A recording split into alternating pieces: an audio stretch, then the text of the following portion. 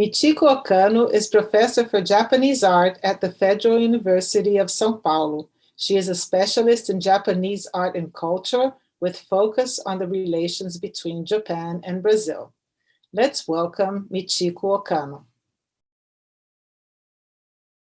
Hello, everyone. My name is Michiko. I would like to thank the Professor Claudia for the invitation for this lecture and her generous introduction. I would like also to thank all of you for being here. It's a pleasure to talk about Japanese art traditions in Brazilian contexts. Brazil is a multi-ethnic country, and we have the colonizers, the Portuguese, the indigenous people, the Africans who came as slaves, and immigrants. And Japanese are part of this immigration movement. Japanese and Japanese descendants are called in Brazil as Nikkei. And I will use this terminology, Nikkei, from now on. We have more than 2 million Nikkei here in Brazil, and half of them live in São Paulo. And Brazil has the biggest Japanese community outside Japan. I will move on. I will divide the talk today in 3 topics. First, the brief history of Japanese migration, a very brief, only for you to understand better for Japanese migration. And secondly, the places you can go when you come to São Paulo. And last topic is about Nikkei artists. I will move on. The Japanese immigration to Brazil started officially in 1908. The vessel Kasatomaru came to Santos Port. São Paulo State is here and Santos Port here, with approximately 800 people. And the Japanese came to start a new, better life here in Brazil. But the local situation was very different of what they had previously imagined. The immigration agency invested in advertisements like that. It's written, "Let's go with all family to Latin America."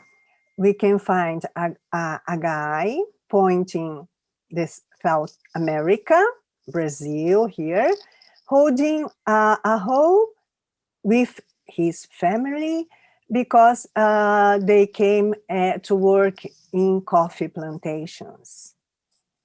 I will move on. And many of them left the farm because of the hard conditions.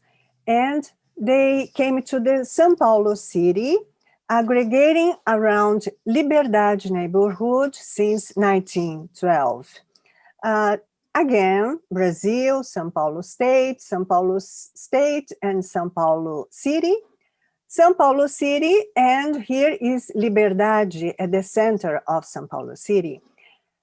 Liberdade is near Paulista Avenue, where we can find MASP, São Paulo Art Museum, and other many institutions. It's near Pinacotec, that my colleague talked about, and it's near Ibirapuera Park too.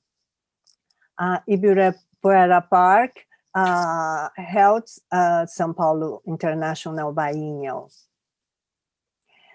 Here is the brief history of Liberdade. 1908, the start of official Japanese immigration, and 6 years later, foundation of Hotel Wedge at Liberdade, and Taisho Elementary School. We can see the Japanese people concerned to children's education. And we have the period of Second World War, when Japanese were not permitted to meet themselves, to speak their own languages, and schools and newspapers were closed. And after the war, we have a kind of development of Liberdade. We had in 1953 the foundation of Niterói Movie Theater, and after that we had a foundation of other movie theaters too. In 1964, we had the construction of São Paulo Society of Japanese Culture, and in 1974, the shopkeepers of Liberdade and São Paulo City Prefecture named Liberdade as Oriental Neighborhood. And at the same time, Liberdade Station was inaugurated. In 2018, 4 years before, they changed the name Liberdade Station to Japão Liberdade Station.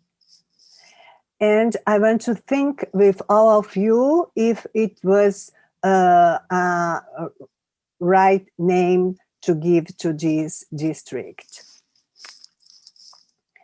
Here we find some equipment they installed in 1974 when they named Oriental Neighborhood. It is Torii Gate, and this is totems with lanterns inspired by Lily of Valley. And here the lanterns lit at night. Here we have the original pavement that is formed by heraldic symbols. And here we can find the bank, Bradesco, that has a kind of makeup in its facade. The inspiration is Osaka Castle in Japan. We find graffiti at Liberdade. It was made by young artist Dan Maber. And open street market on Sundays. And at Liberdade Plaza, we also have festivals, Japanese festivals like Tanabata, and also Chinese festivals, because it is Oriental neighborhood. But I want to point out the other face of Liberdade. Liberdade means freedom. And this name comes from Forca Square. Forca is gallows, because there was a gallows at Liberdade to execute slaves. The trace of this fact can be seen in this church, Church of the Holy Cross of the Souls of the Hanged, that is at the center of Liberdade. And this one, Church of the Afflicted, it is in the narrow and short street, a kind of hidden church, but very near from Liberdade Plaza. Consequently, Liberdade, that is known as Oriental neighborhood, is in fact a multi-ethnic area, representing in particular this tension between the segregated areas, that is the history that they don't want to tell, and the other part, the touristic Liberdade, that they insist to show it.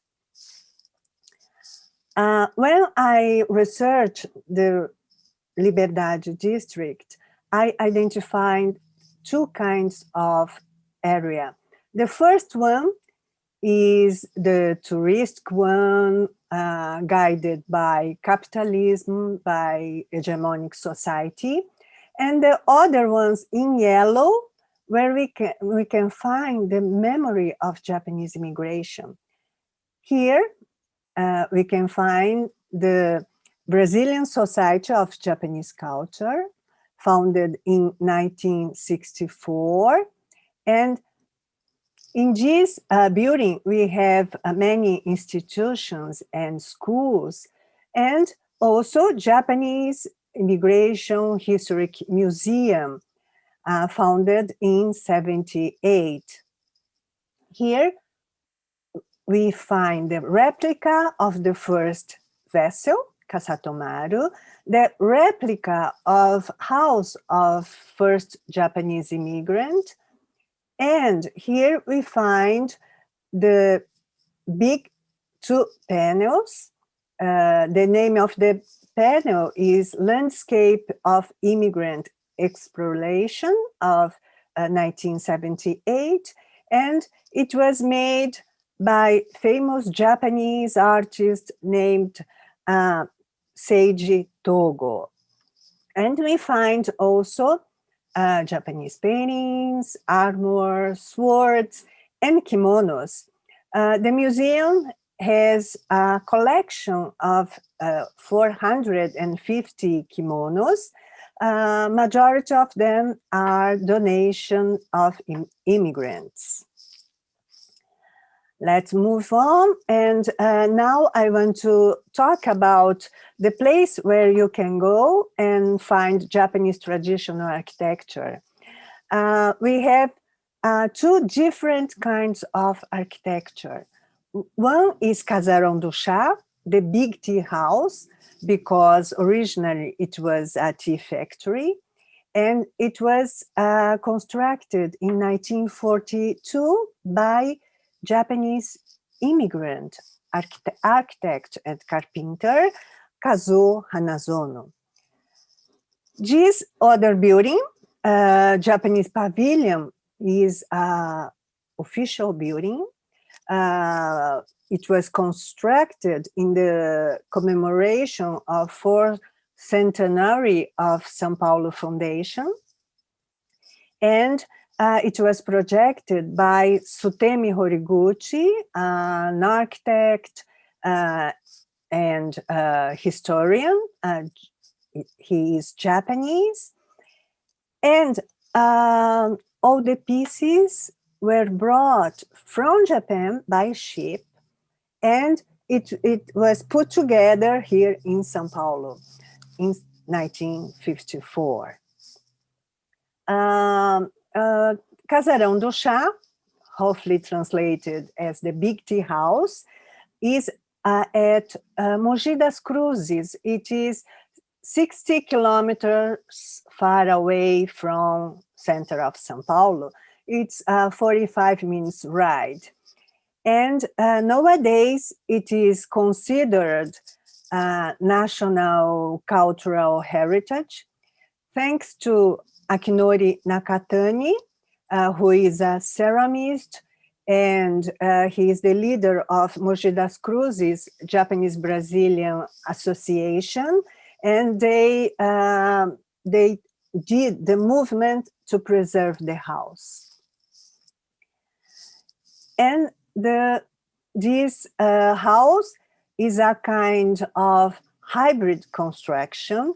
We can find the Japanese elements like karafu roof, the tree trunks at the portico, and the traditional wood joint that does not use nails.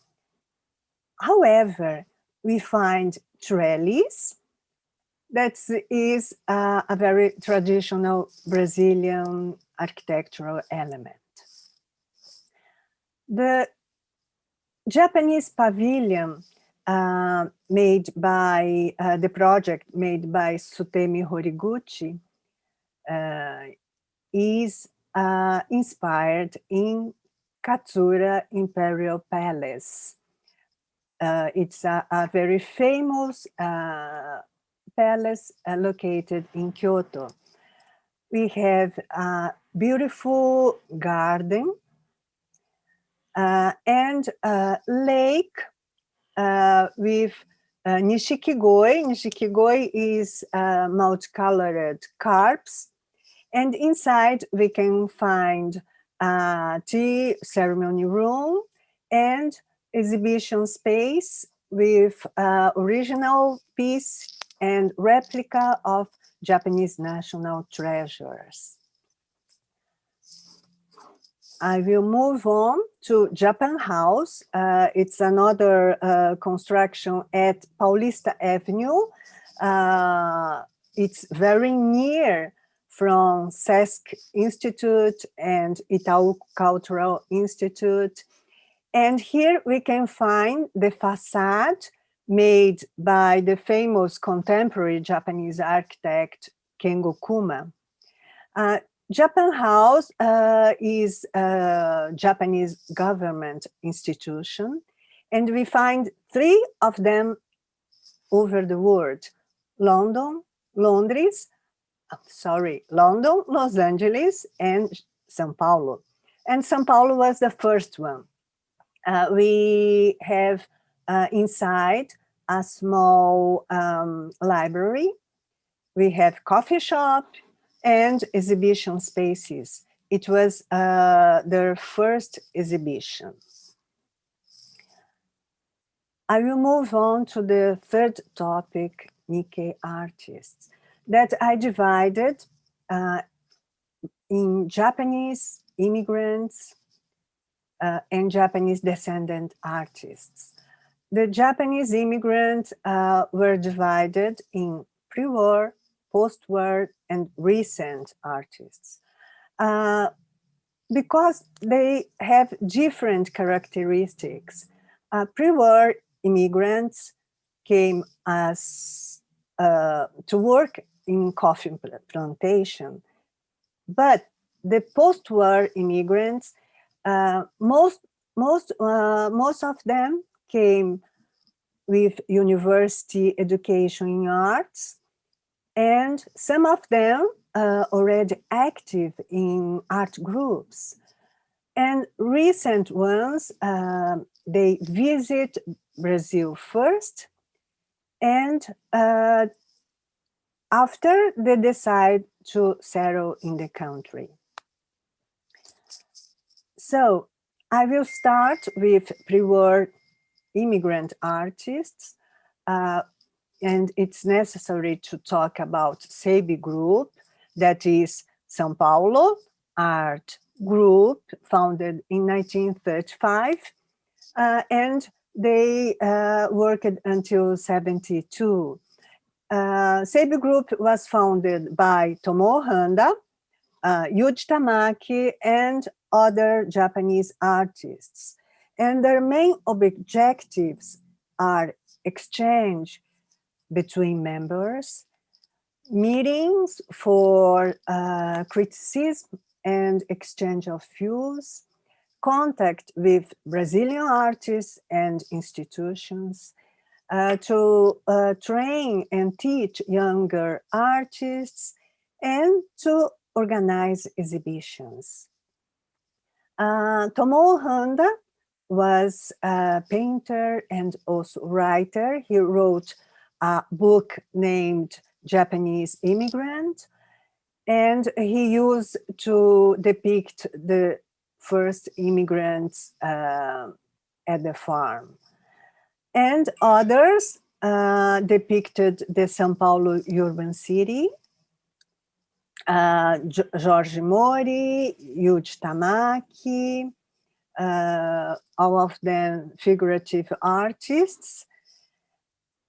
However, in the Second World War period, they were not allowed to go outside. It's like our pandemic age. And they painted self-portraits, portraits, still life, and landscape seen from the window. Here we have Yoshia Takaoka, Flavio Shiro, that I will talk after, and Tomoo Handa, that painted his friend Tamaki. And I will talk now about artists of informal abstractionism. And I think that this style is very interesting because they joined the characteristic of Brazil and Japan. The Japanese traditional calligraphic gesture and the freedom they felt in Brazil.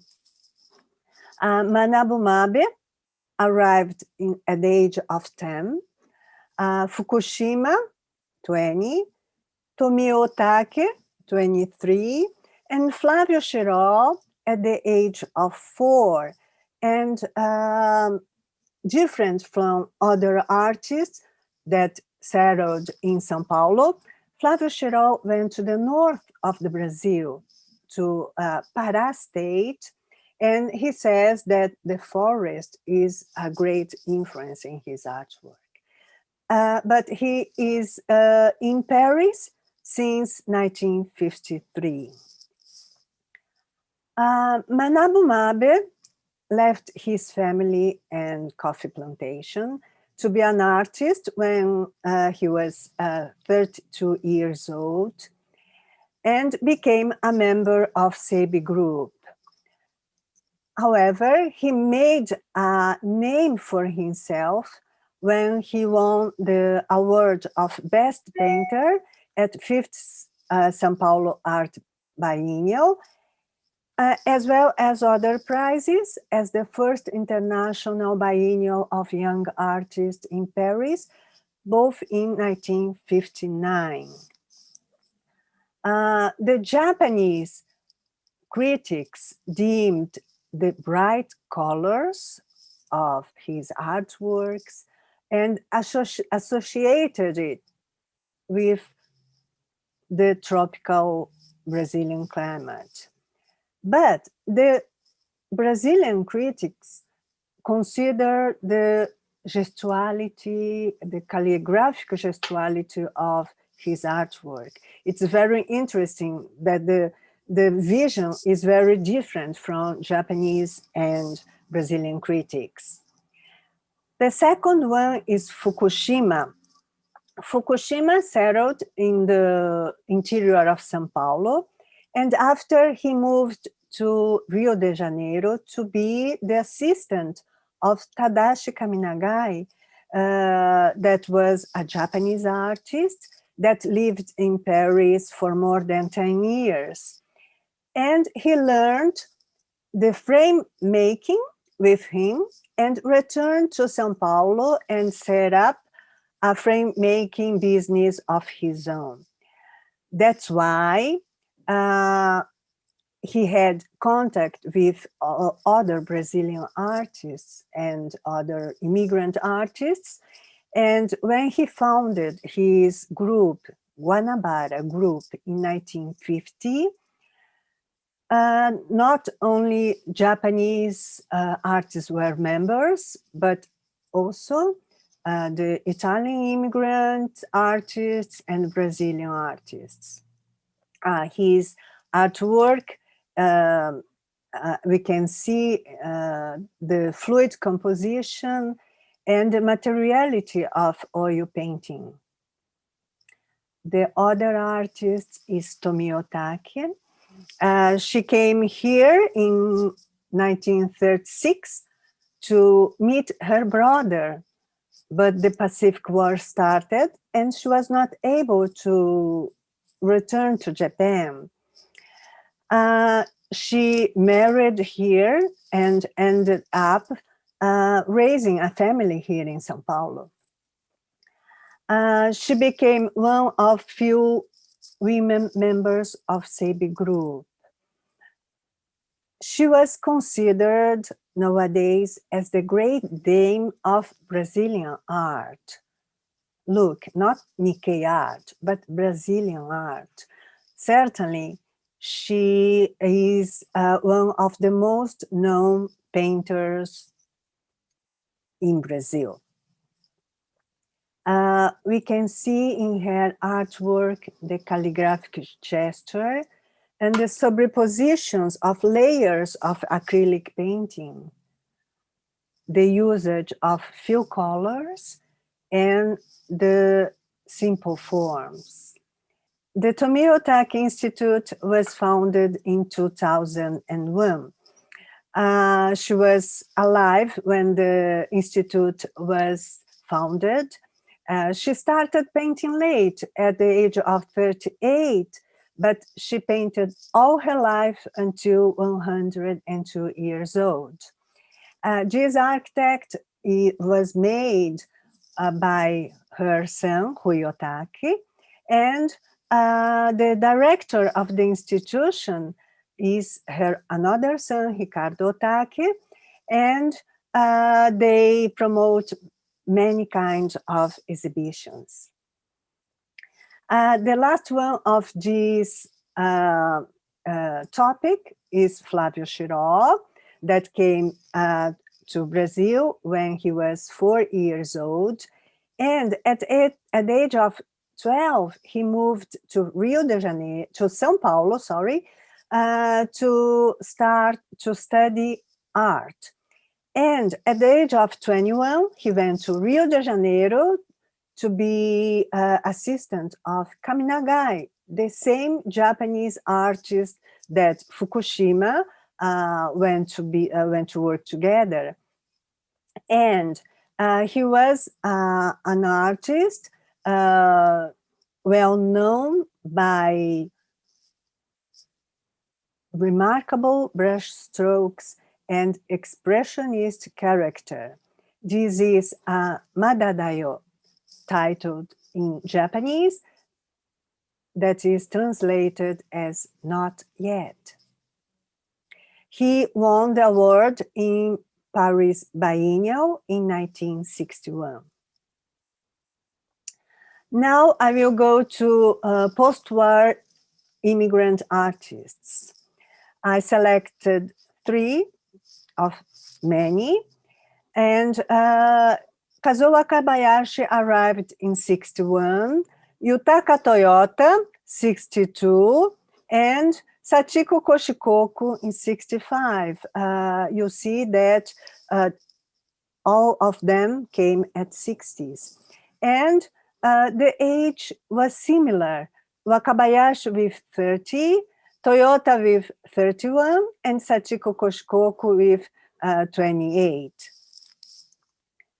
Kazuo Wakabayashi was already active at Japan, working in art group, and he moved to Brazil because he was annoyed with strict norms existed in Japanese society.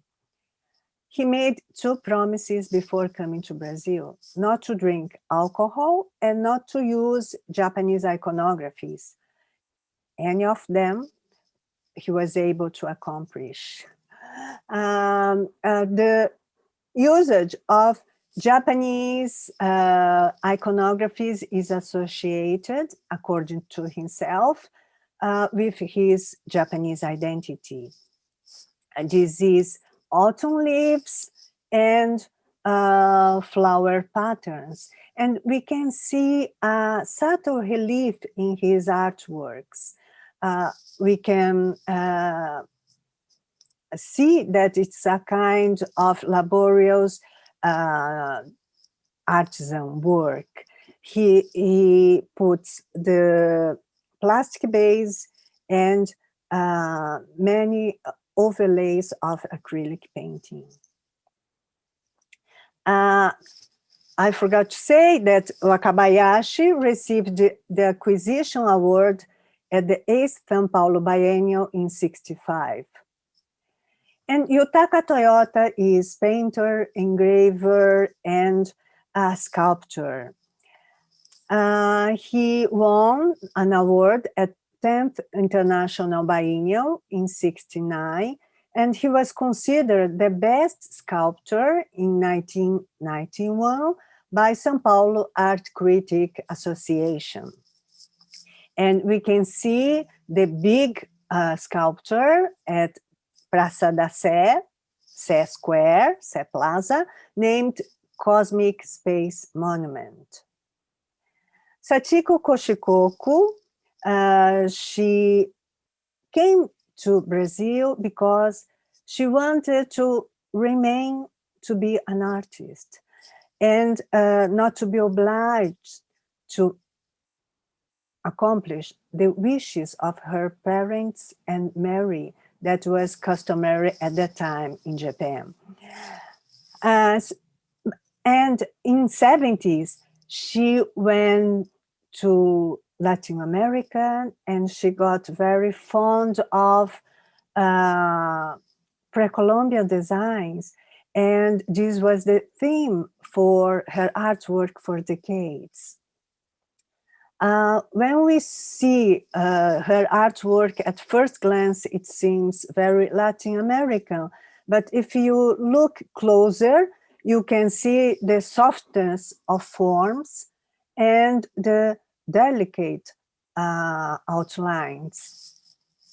This is another work of Koshikoku, and this is the old Chinese and Japanese pictograph.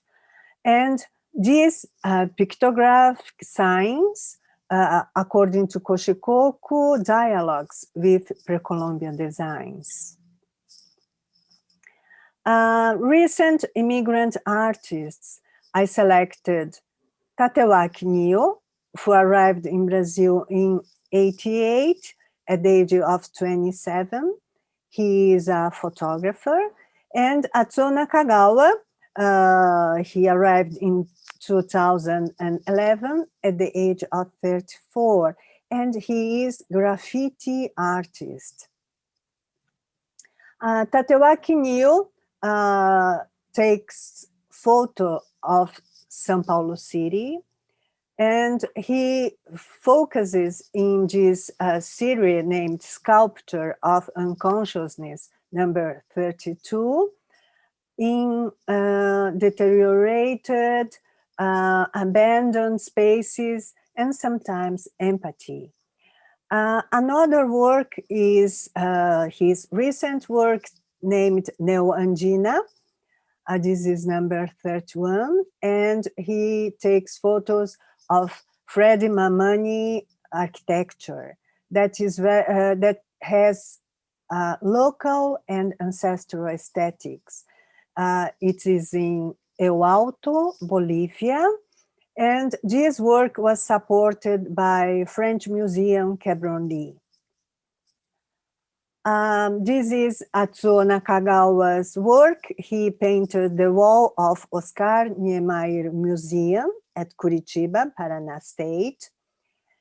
And it was the exhibition In Common Gaze, Japan Revisited, where I worked as curator.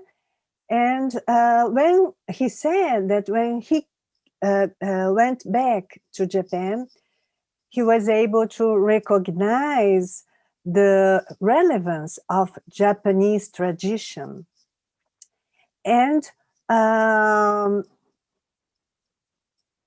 he started to paint dragons. However, this is a contemporary reinterpretation of Japanese dragons. Now I want to talk about Japanese descendant artists. Nowadays, we have Japanese descendants born and raised in Brazil from 2nd to 5th generations.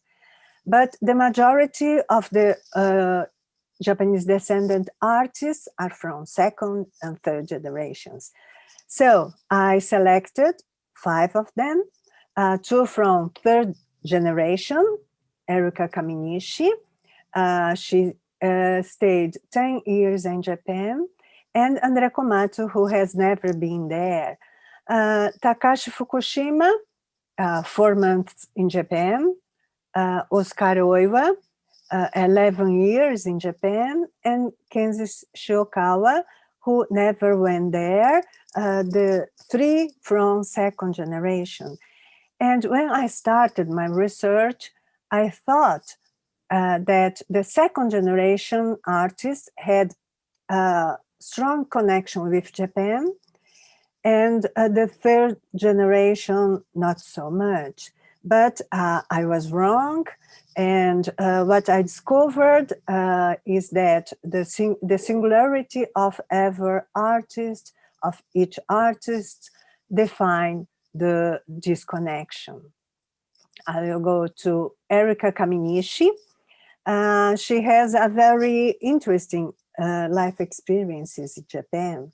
First, she goes as dekasegi, that is manual labor. She worked at a fabric. And after that, she went as postgraduate student. And she worked as artist and participated in many exhibitions in Japan and also in Los Angeles.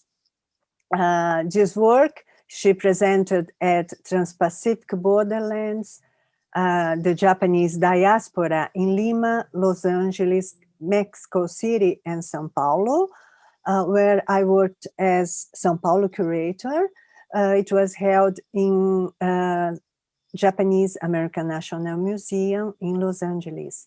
And this is Plunoplastus, the scientific name of cherry blossom, the well-known Japanese symbol of ephemerality. However, she chooses Chinese, artificial, and permanent cherry blossom petals, and she inserted in petri dishes as if she is looking this exotic symbol scientifically. So she has this strong tie with Japan. We have the part of Japanese map here, and this is her recent work in pandemic period named Nidalium. And Nidalium is a kind of marine species like jellyfish. And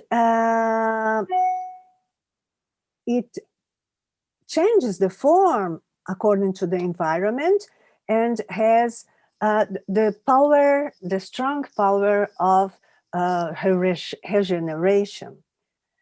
And I think that this characteristic is very appropriate for the age we are living. And this is constructed by layers of papers, and we can see on the surface the poetry of the Portuguese poet Fernando Pessoa. All the colors that you see here is the poetry. André Komatsu is a Nikkei artist that annoys to be called Nikkei.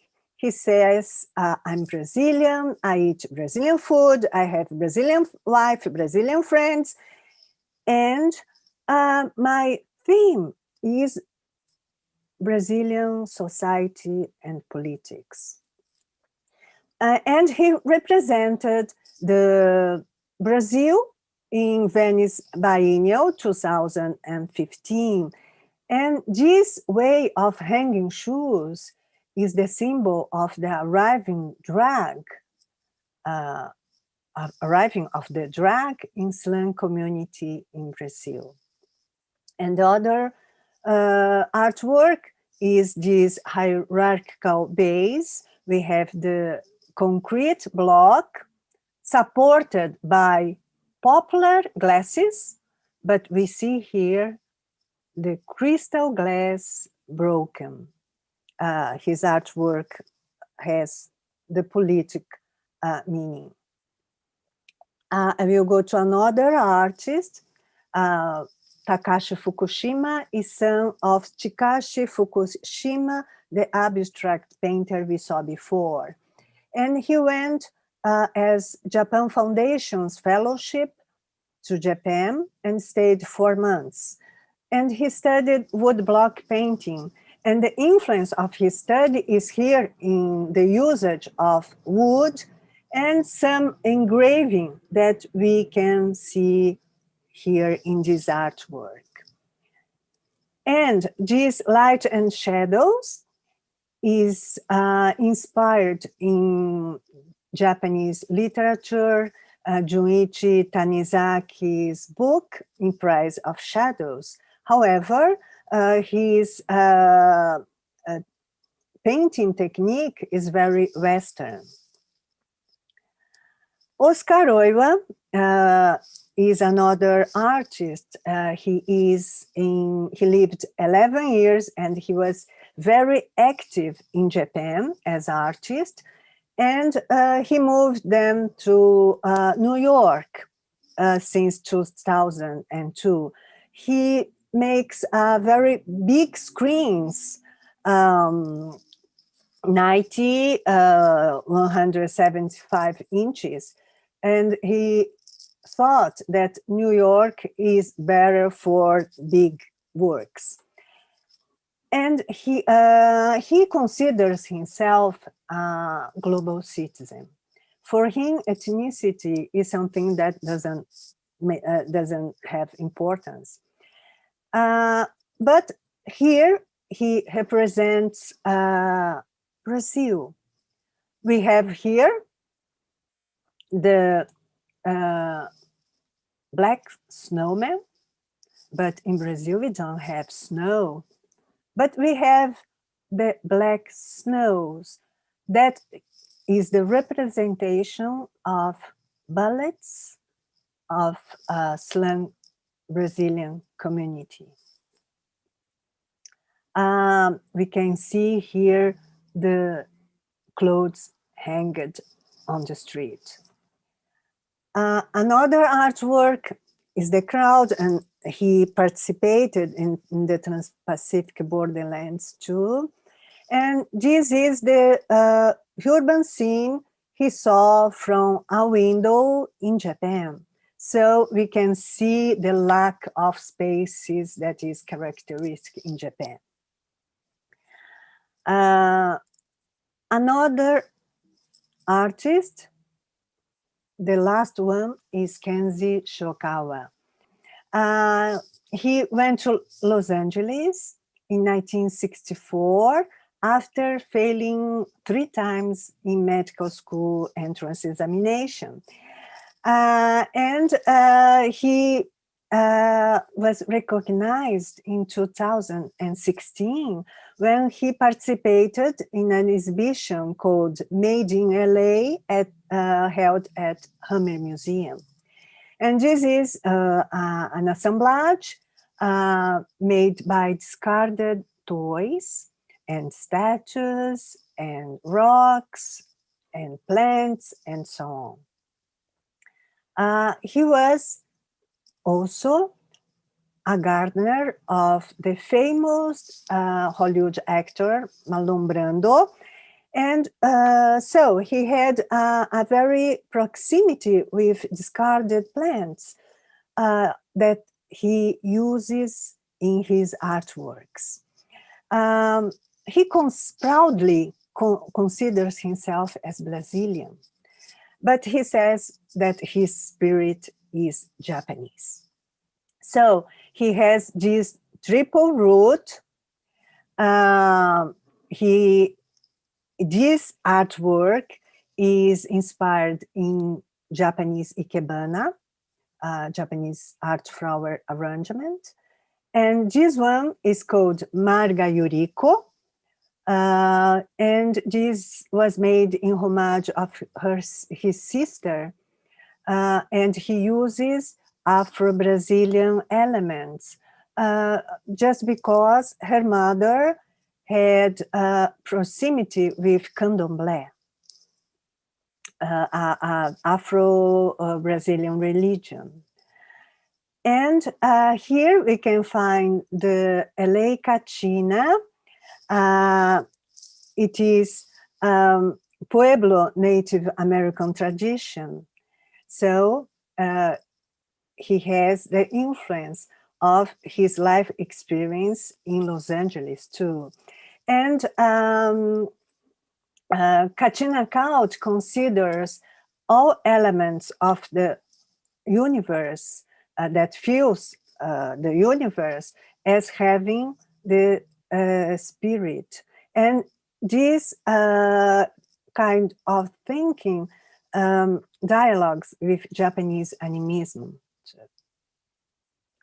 Well, I want to finish my presentation saying that the Nikkei artists have achieved a unique and rich type of art worthy of appreciation and even research. This research is a part of Japanese history of art too. Understanding history as the study of circulations, relations, connections, and networks. In addition, in the colonial perspective, the gaps of our history have to be filled. Finally, I'm grateful to the organizers and all of you for giving me the opportunity to make my presentation today. If you have some queries, please contact me by my email. It will be a pleasure to know your comments, observations, and reactions. Thank you very much.